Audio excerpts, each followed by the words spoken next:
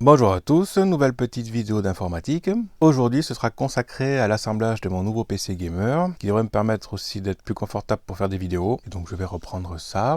Alors pour poser les bases rapidement, certains qui me suivent depuis un moment le savent déjà, mais nous sommes en autonomie électrique, et donc on doit limiter sa consommation. Non pas à cause du prix de l'électricité qui augmente, ou les risques de coupure, puisque ça ne nous touche pas, donc comme qui dirait une personnalité bien connue en France, ça m'en touche une sans faire bouger l'autre. Mais par contre, on est limité en termes de capacité, et donc je voulais monter une machine qui soit performante, mais aussi qui consomme le moins possible. Donc j'ai fait un petit compromis, et vous allez voir ça tout de suite. Alors le cœur du système, c'est basé autour de ce Ryzen 9, c'est un 5950X, donc 16 cœurs avec 32 threads, puisqu'ils ont le SMT, donc c'est l'équivalent de l'hyperthreading chez Intel. Alors j'avais hésité à prendre un 12900K chez Intel, mais en fait en regardant les benchmarks sur la consommation, apparemment sa consommation est raisonnée, tout en ayant quand même une certaine puissance de calcul. Alors ce processeur a tendance à pas mal chauffer apparemment, et donc je vais partir sur du water cooling, parce que je vais éviter qu'il dégage trop de chaleur dans la tour, même si le boîtier va être pas mal ventilé, pour que en fait la carte graphique ait un air frais à disposition, et puis pour éviter que les VRM tout ça chauffe trop. Donc voilà, le kit de water cooling c'est du 360, donc 3 ventilos de 120. C'est un AIO, donc all-in-one, c'est-à-dire un kit qui est déjà tout prêt quoi. Même si le water cooling fait maison c'est plus efficace, dans un premier temps je vais partir là-dessus. Je suis parti sur celui-là parce qu'il avait de bons commentaires, et surtout il y a un petit ventilateur sur le water block du processeur, ce qui permet de refroidir les VRM justement, donc les régulateurs de tension qui sont autour du processeur. Ça me semblait pas mal de refroidir un peu tout ça, puisque la chauffe en électronique c'est pas bon quoi. Alors pour accueillir le processeur, je pars sur cette carte mère là, Aorus X570S Elite AX. Donc je pars sur du X570 plutôt que du B550, même si c'est plus cher, pour avoir une meilleure gestion des lignes PCI Express. En théorie c'est quand même mieux adapté, donc quitte à faire un PC, autant qu'il soit suffisamment performant pour que j'ai pas besoin de le modifier plus tard. En plus il a 3 ports NVMe en PCI Express. Donc justement concernant les NVMe, j'en ai quelques-uns ici. Donc celui-là c'est le 2 Tera qui me servira pour les données, c'est-à-dire tout le système de montage YouTube, donc toutes les vidéos brutes, les schémas, tout ça, et puis les photos. Donc j'ai pris 1 Teraoctet pour le système d'exploitation et tous les logiciels, 2 Tera du coup ici pour les données, et puis 4 Tera pour tout ce qui est jeu, parce que comme j'ai déjà expliqué plusieurs fois, je suis un gamer, et j'ai beaucoup de jeux sur Steam, et j'ai pas envie de devoir désinstaller ou installer les jeux à chaque fois, ça me saoule, donc je prends une grosse carte mémoire, comme ça je serai tranquille. Donc concernant la partie jeu justement, il faut une bonne carte graphique, du coup celle que j'ai choisie c'est celle-ci, c'est une RTX 3070, je voulais pas prendre la 3080, parce que la consommation électrique est trop importante, puisqu'encore une fois, il faut que je fasse un PC qui soit performant, mais qui consomme pas trop. Du coup, voilà un bon mix entre performance et consommation électrique. Et justement, en termes de consommation électrique, ce sera fourni par cette alimentation-là, donc une Alim Corsair 1000 watts entièrement modulable. Même si elle est un peu surdimensionnée pour ce PC-là. En fait, en tant qu'électronicien, j'aime pas que les composants soient toujours à la limite. Donc là, pour l'informatique, je pars sur le même principe. Et puis en termes de mémoire vive, je pars sur de la Kingston Fury Renegade en 2x32 Go, ce qui en principe devrait être largement suffisant pour faire un peu tout ce dont j'ai besoin, que ce soit le montage ou les jeux vidéo. Et pour loger tout ce petit monde, j'ai pris un boîtier MC Pro de chez Mars Gaming, qui normalement peut embarquer une carte ATX et surtout un emplacement pour radiateur de 360 mm, donc 3 ventilos de 120 pour le kit de water cooling. Donc on va passer au montage. Je vais commencer par installer le processeur et la RAM sur la carte mère, tant qu'elle est en dehors du boîtier, parce que c'est quand même bien plus confortable pour travailler. Et bien sûr une chose importante, concernant l'électricité statique, on touche la terre tout le temps, pour éviter d'avoir des décharges électrostatiques dans les composants, donc il faut se décharger à la terre avant. Le mieux serait d'utiliser un bracelet, donc un bracelet vient se mettre autour et on branche ici à la terre, sauf que j'en ai pas sous la main, donc va falloir faire un petit peu plus attention. Alors le processeur est ici, on fait attention puisque là ils ont les pattes sur le processeur, donc on va faire attention de ne pas les plier quoi. Donc on essaie de le prendre sur les coins et on regarde, on voit qu'ici on a une flèche, on en a une là-bas aussi, donc le processeur en fait il va être en biais, comme ça. Pour être sûr qu'il soit plaqué, j'appuie dessus. En principe c'est pas la peine mais bon.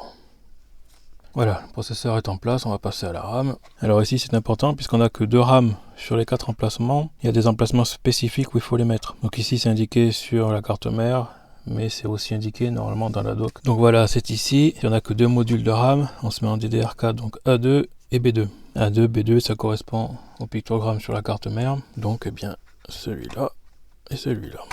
Bien sûr, toujours toucher la terre, donc je le fais régulièrement, même si vous ne le voyez pas forcément sur la caméra.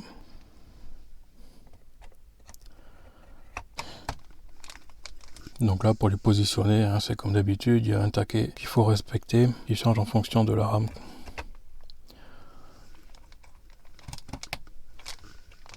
Mais voilà, c'est pas mal.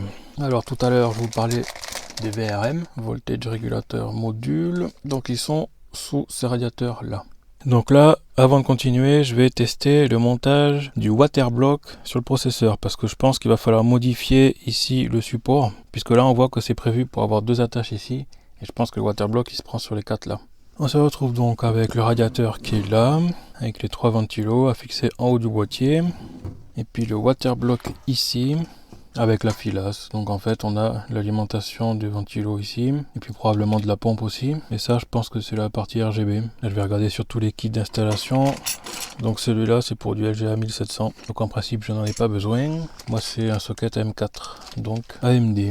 Alors comme indiqué sur la boîte, en fait il faut chercher la documentation sur internet parce qu'il n'y en a pas de fourni avec le kit. Donc on peut le faire en scannant, mais j'ai pas de programme de scan, donc j'ai simplement cherché sur Google manual Liquid Freezer 2, c'est le nom du kit de water cooling. On tombe facilement sur le site en fait où il montre comment faire quoi. Donc déjà ce qu'on peut dire, le radiateur doit pas être mis en bas, peut être mis en haut ou sur le devant, et par défaut on est bien en push, c'est à dire que les ventilateurs vont pousser l'air vers en haut. On peut aussi modifier pour que ça rentre, mais bon moi ça m'intéresse pas, et on peut aussi modifier pour que là ils sont en pool, c'est à dire qu'ils aspirent l'air. Après c'est vachement bien expliqué de toute façon, donc voilà.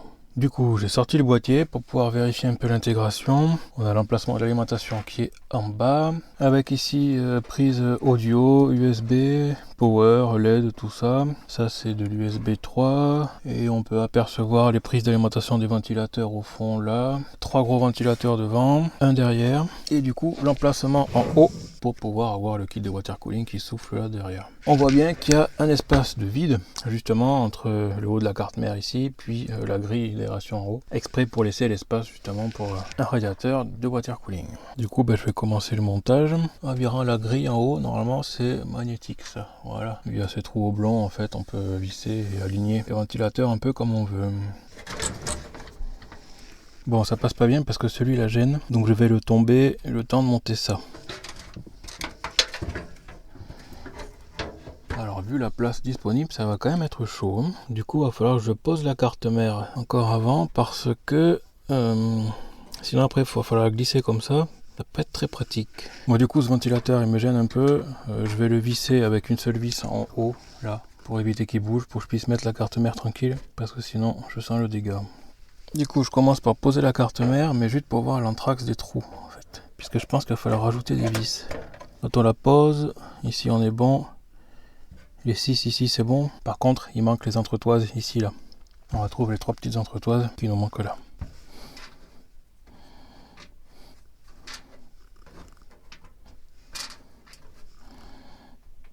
Donc voilà, on dévisse ici les supports, on met les petites entretoises pour espacer là.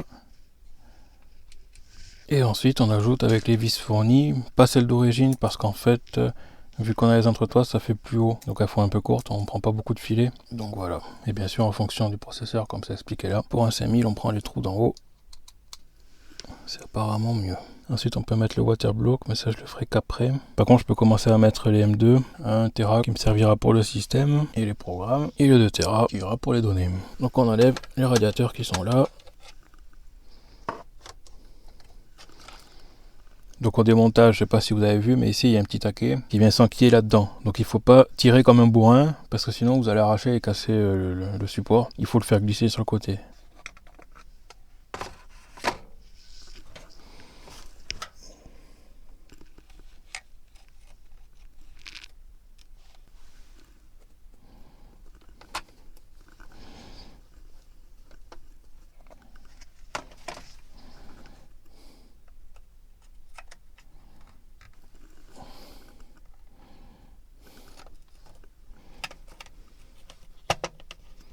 Voilà, ce que je vous conseille aussi, c'est de prendre des photos. Donc photos, processeur, RAM, les cartes, les numéros de série, tout ça, prenez des photos de tout. Comme ça, si jamais vous avez besoin de faire un retour produit, vous avez déjà tous les codes, tous les numéros. Du coup, on peut sortir la protection là et puis mettre ça là-dessus.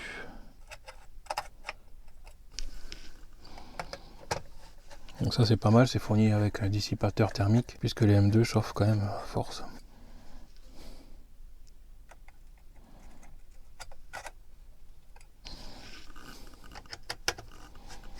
Maintenant que ça c'est prêt, j'ai mis les 3 entretoises qui manquaient, donc je vais pouvoir mettre la carte mère là-dessus.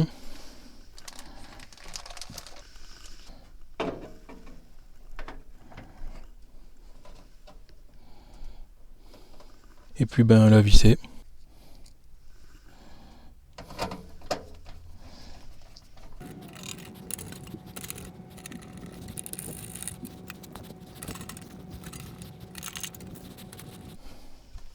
Donc voilà, on est pas mal avancé. Maintenant, je vais revenir sur l'installation du radiateur là. Donc virer le ventilateur que j'avais mis là temporairement et puis le glisser sur le côté. En sachant que vu qu'il y a le câble d'alimentation qui va être juste devant, peut-être le passer avant. Donc je vais ouvrir la boîte d'alimentation pour récupérer le CPU 8 broches qui est là.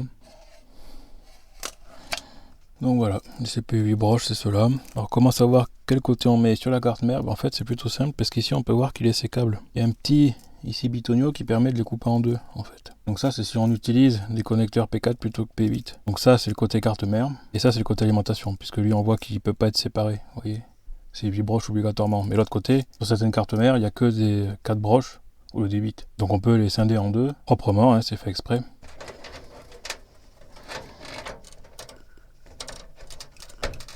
Du coup je vire le ventilateur là. Donc deuxième essai pour passer le radiateur là derrière.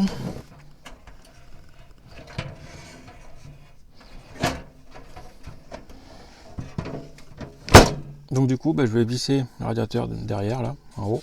Voilà, c'est monté, donc il y a juste un endroit où ça a eu un peu de mal, ça touchait pas le haut. Je crois que c'est parce qu'il y a un rivet devant qui tient la carcasse là en plastique. Donc elle est rivetée dans la carcasse en métal. Et ben du coup ça fait un petit bourrelet qui fait que ça bloque un tout petit peu, mais bon en vissant ça va, ça passe. Alors, au moins c'est fait, du coup je vais essayer de remettre celui-là derrière.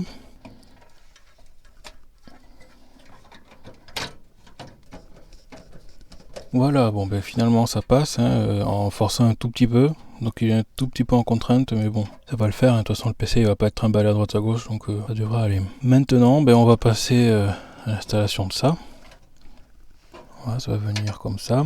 Du coup, je reprends le water block pour mettre les barres ici. Donc ça, normalement, ça se fait à la préparation, donc avant ce que j'ai fait là. Mais vu que je voulais déplacer le radiateur, tout ça, je voulais pas risquer de mettre une barre qui vient ripper un peu tout n'importe quoi. C'est pour ça que je les ai pas encore mises, quoi. J'attendais le dernier moment. Donc ils mettent les fils par-dessus après. D'abord les barres contre.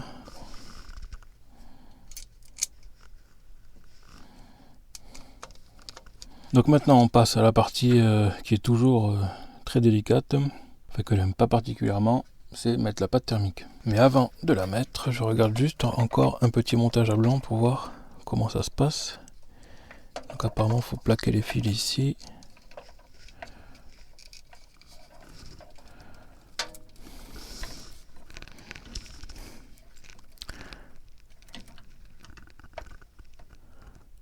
Ok. Donc c'est les trous les plus à l'extérieur.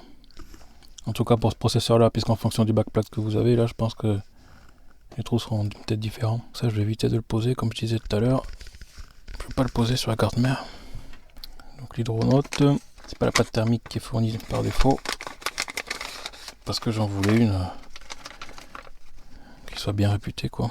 Bon c'est pour l'overclocking mais moi je veux pas en faire, je veux juste un PC qui fonctionne bien naturellement sans devoir le pousser, de toute façon j'aime pas overclocker les trucs, c'est pas très sain je trouve. Donc là un petit sujet source de Discord où il y a deux écoles, ceux qui appliquent un point de pâte thermique en plein milieu et en mettant le radiateur ça diffuse, et ceux qui comme moi on applique sur toute la surface une fine couche. Donc là c'est ce que eux ont prévu, donc ici il y a un petit embout qui se met au bout de la seringue, ça fait comme une spatule et ils disent qu'il faut appliquer sur toute la surface. Donc ben, c'est ce que je vais faire. Donc c'est un embout qui vient se visser à la place du bouchon. Bon c'est un peu bizarre avec cette spatule. En fait on enlève rapidement tout, donc faut pas trop appuyer sur le processeur quoi. De toute façon après en appuyant ça va finir d'étaler. De toute façon on verra bien. J'ai pris suffisamment de pâte pour refaire s'il y a besoin. Donc là on enlève la protection.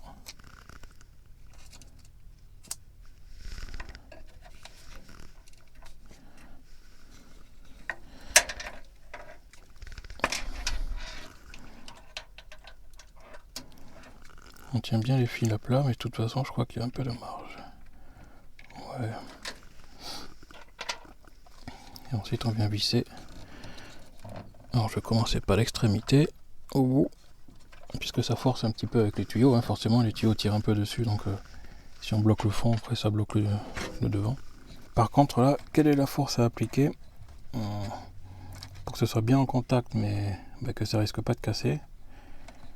Aucune idée en fait. Il y a la croix pour mettre un tournevis, donc ça veut dire qu'on doit pouvoir forcer, mais là j'ai toujours peur que tout ce qui est ressort et tout ça là, si ça appuie pas bien, ça va surchauffer, on va vite le voir de toute façon. Après si ça appuie trop, ça peut faire crack et casser la carte mère, donc je sais pas ce que c'est étudié pour de toute façon. Ce serait étonnant qu'on puisse casser. De toute façon on le verra assez vite, hein. Elle a mis sous tension, en principe je vais toujours dans le BIOS pour vérifier les températures, donc ça je pense que c'est le RGB, s'en fout. Ça c'est le ventilateur qui est là, donc pour les VRM qui sont ici je rappelle. Les prises de ventilation il y en a plusieurs, il y en a une qui est là-bas au fond, il y a les deux là, il y en a une ici, une là en bas. Système FAT pompe, elle est là. Donc en fait la carte mère peut déjà gérer une pompe. Ouais en fait c'est ça, hein, parce que il y a à la fois la pompe et le ventilateur dedans je pense. Water cooling fan heater, ça va être les ventilateurs du haut là, et la pompe c'est là quoi. Sauf qu'en fait on voit qu'il n'y a qu'un seul fil. Ce fil il alimente tout quoi. Il alimente la pompe, le ventilateur là et les trois là. Donc en fait toute l'intensité va passer là-dedans quoi. Donc il faut que je regarde si on n'est pas limité en intensité sur la carte mère, pour pas que ça la mette en défaut si jamais voilà quoi. Donc voilà, pour la pâte thermique, je suis pas sûr d'en avoir mis assez. De toute façon, je vais tester. Hein. Je ferai quelques benchmarks pour voir si la température est correcte ou pas. Mais en attendant, je vais passer à l'installation de la carte graphique. J'espère que c'était pas une étiquette ça de reconditionné. Ça a été qualifié Gigabyte, mais bon. C'est toujours le problème. Quand on achète sur internet, des fois on peut avoir du reconditionné et je suis pas hyper confiance quoi. Bon, pour son installation, c'est simple. Hein. Bon, toujours la terre. Et puis, on enlève le capuchon du port. Ensuite on va démonter les slots correspondants, donc ça devrait être ceux-là, et je vais enlever cette vis là parce que si elle dépasse trop en fait elle va empêcher de mettre en place l'autre carte. Je le remettrai après avec le cache, c'est pas grave.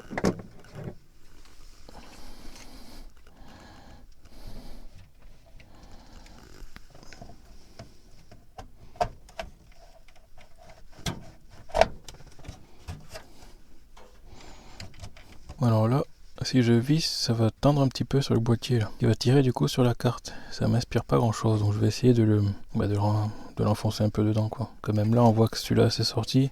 Peut-être qu'ici c'est un peu arrondi. Donc ouais, d'ailleurs en fait on voit ici, je crois que c'est pas droit là. Donc je vais sortir la carte et plier ici un peu en appuyant. Voilà, il n'y avait pas grand chose, mais suffisamment pour que ce soit un peu en force et ça me plaisait pas du tout quoi. Donc voilà, elle est bien enquillée, elle est dedans. Donc, je peux la remettre tranquillement là. Donc voilà, ce que je disais tout à l'heure, c'est que si la vis ici, ça nous empêche de mettre la carte correctement.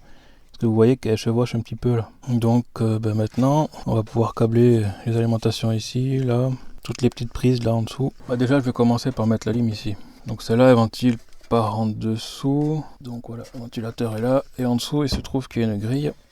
Je sais pas si on voit bien. Ici, là. Qui va permettre du coup d'aspirer l'air frais ici pour l'envoyer directement là. Donc il y aura un cycle direct pour l'alimentation qui sera à part, qui sera complètement indépendant en fait du reste là quoi. Donc pour mettre l'alimentation, je retourne au boîtier puisqu'en fait c'est derrière. Du coup on se retrouve derrière avec le bouton power, reset, les connecteurs USB là. Voilà.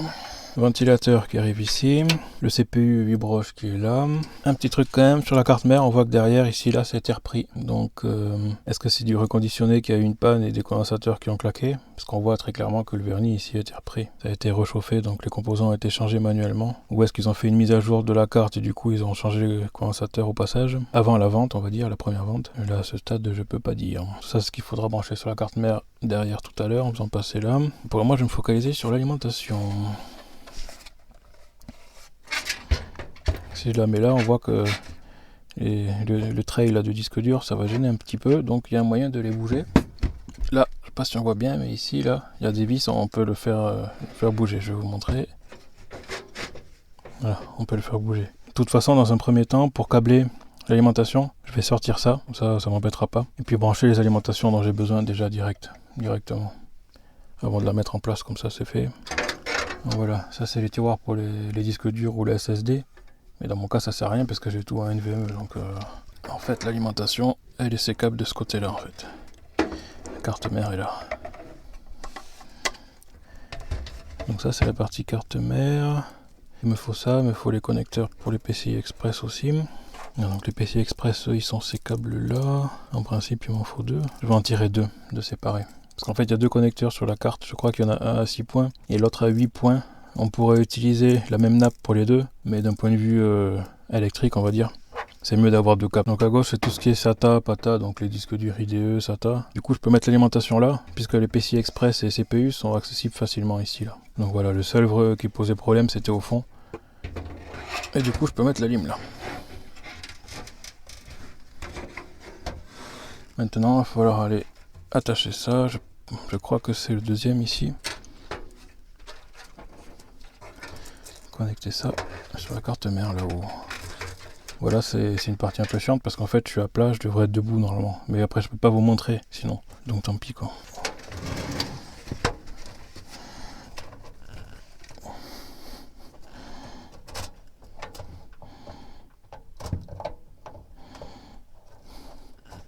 Donc ici j'ai bien 6 et 8.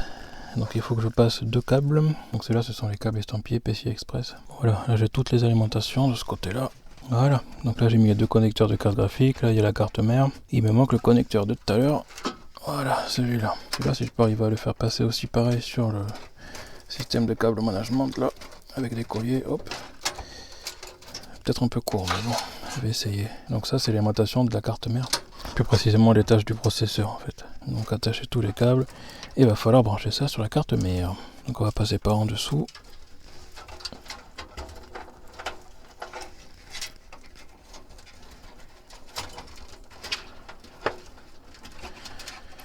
Donc sur ce boîtier, vous avez ici des emplacements pour les SSD, des petits SSD de pouces et demi là. Si vous voulez mettre ici un disque, un autre là. Donc en défaisant ça, vous pouvez sortir la plaque, visser par l'autre côté. Donc un petit SSD SATA ou enfin pas forcément SSD pour avoir un disque dur de pouces et demi en 5400 tours. Bon ça c'est les chaînes de ventilateurs qui ont été branchées d'origine, hein, c'est pas moi qui les fait. Donc ça veut dire qu'il va falloir passer par un cordon comme ça, pas du Molex 4 points classique, pour y monter tout ça.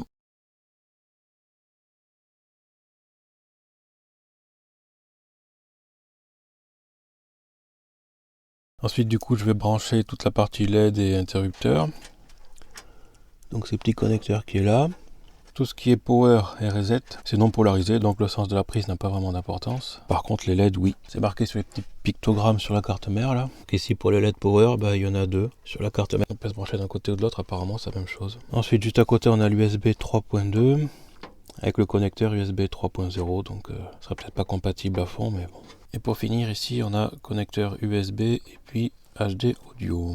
Donc là il y a des trompeurs, on peut pas non plus se tromper de sens. Donc là je tire les fils pour éviter que ça se prenne dans les hélices des ventilateurs parce qu'on peut voir que c'est pas... Il manque ensuite la partie ARGB ici, bon c'est pas forcément très utile. Et puis ce qu'il y est je vais le brancher. Donc pour la partie devant c'est prêt, maintenant je vais retourner pour finir d'attacher les câbles.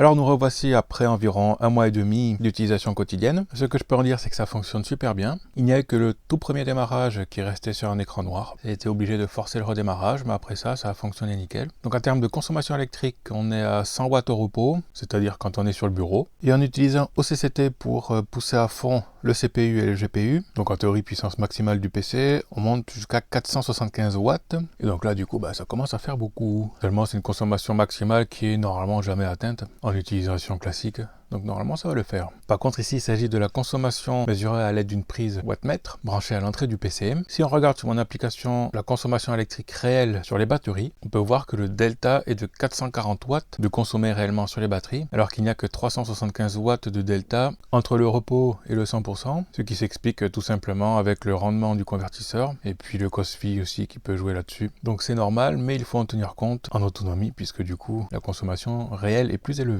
Et puis j'ai lancé vite fait Witcher 3 en Full HD. Pour la consommation électrique, on monte à 180 watts. C'était juste vite fait, histoire d'avoir un nombre à vous donner pendant un jeu vidéo. En termes de température, on tourne à peu près entre 65 et 70 degrés avec le processeur à fond, ce qui encore une fois n'est pas censé arriver régulièrement en fait, à part si une application plante. Du coup pour moi c'est le début de l'abondance et de l'insouciance, puisque je vais pouvoir jouer jour et nuit, moyennant quelques rayons de soleil en échange. Voilà pour cette petite vidéo.